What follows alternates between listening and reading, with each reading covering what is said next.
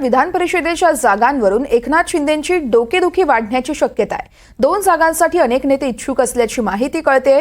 संजय मोरे, मनीषा कायंदे, भावना गवळी आणि राहुल शेवाळे तसेच कृपाल तुमाने विधान परिषदेसाठी इच्छुक असल्याचं समजतंय। लोकसभेत ज्यांना उमेदवारी मिळाली नाही त्यांचं विधान परिषदेत पुनर्वसन करण्याची आग्रही मागणी होतीये।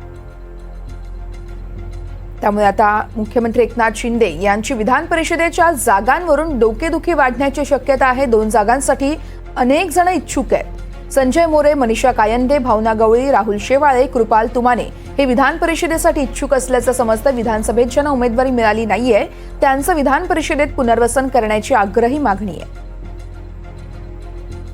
या संदर्भात अधिक माहिती जाणून घेऊयात। थेट जोडले जात आहेत आमचे प्रतिनिधी अक्षय कुडकेलवार। अक्षय, आपण पाहतोय विधान परिषदेला भाजपकडून खरं तर यावेळेस अनेक चर्चा होत असल्याच्या बघायला मिळाल्या आहेत। मात्र आता या संपूर्ण जागांवरून विधान परिषदेच्या जागांवरून एकनाथ शिंदेंची देखील डोकेदुखी वाढण्याची शक्यता वर्तवली जाते।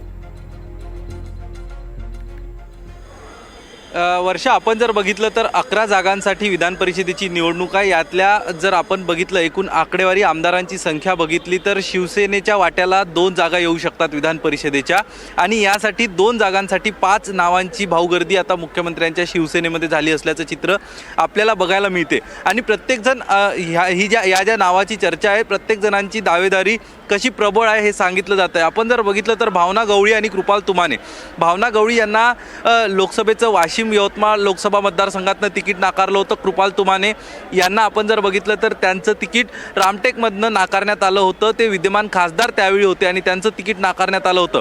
त्यामुळे या खासदारांकडनं, त्यांच्या समर्थकांकडनं आता या उमेदवारांचं पुनर्वसन लोकसभा तिकीट नाकारलं तर आता विधान परिषदेवर करावं असा आग्रह धरला जातो। दुसरीकडे संजय मोरे आहेत। हे संजय मोरे यांनी कोकण पदवीधर मतदारसंघातनं आपला उमेदवारी अर्ज दाखल केला होता।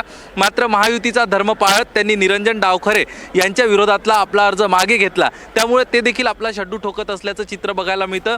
तर मनीषा कायंदे ज्या स्वतः विद्यमान विधान परिषदेच्या खासदार होत्या, त्यांची विद्यमान विधान परिषदेच्या आमदार होत्या, त्यांची टर्म संपली आणि त्यामुळं त्या देखील उद्धव ठाकरे यांच्या गोटातनं शिवसेनेमध्ये सामील झाल्या होत्या। त्यामुळे त्या देखील दावेदारी करताना आपल्याला बघायला मिळतं। आणि राहुल शेवाळे यांना विधानसभेचं लोकसभेचं तिकीट मिळालं होतं, मात्र त्यांचा पराभव झाला।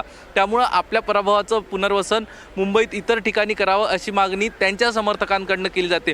एकूणच आपण जर बघितलं तर लोकसभा निवडणुकीत ज्या पद्धतीची जागा वाटपावरनं एकनाथ शिंदे यांची डोकेदुखी वाढली होती, तसाच काहीसा प्रकार आता विधान परिषदेत होताना बघायला मिळतं। कारण 2 जागा एकनाथ शिंदेंच्या वाट्याला आहेत आणि 5 जण इच्छुक आहे। यात एकनाथ शिंदे यांच्या माध्यमातून भारतीय जनता पक्षाच्या वरिष्ठांकडनं दिल्लीला ही देखील मागणी करण्यात आली की त्यांच्या पक्षातला कलह थांबवण्यासाठी किंवा त्यांच्या पक्षातल्या आग्रही इच्छुकांना समाधान करण्यासाठी एखादी जागा भाजपा वाढवून देऊ शकतं का, याबाबत विचार करावा अशी मागणी एकनाथ शिंदे यांनी भाजपाच्या वरिष्ठांकडे केली असल्याचं देखील चर्चा आहे। मात्र एकनाथ शिंदे या ज्यांच्या हक्काच्या वाट्याला असलेल्या 2 जागांबद्दल नेमकं कुणाचं समाधान करतात हे बघणं महत्त्वाचं ठरणार आहे। कारण आता 5 जण इच्छुक आहे आणि जर यापैकी काहींचं समाधान झालं नाही तर बंडाळी देखील होण्याची चिन्ह आहे। त्यामुळं एकनाथ शिंदे यांच्यासमोर आता आव्हान असणार आहे। अगदी सच्चा या संपूर्ण घडामोडींसंदर्भातले प्रत्येक अपडेट आम्ही तुमच्याकडून जाणून घेत राहणार आहोत। तुर्तास धन्यवाद आपण दिलेल्या सविस्तर माहितीसाठी।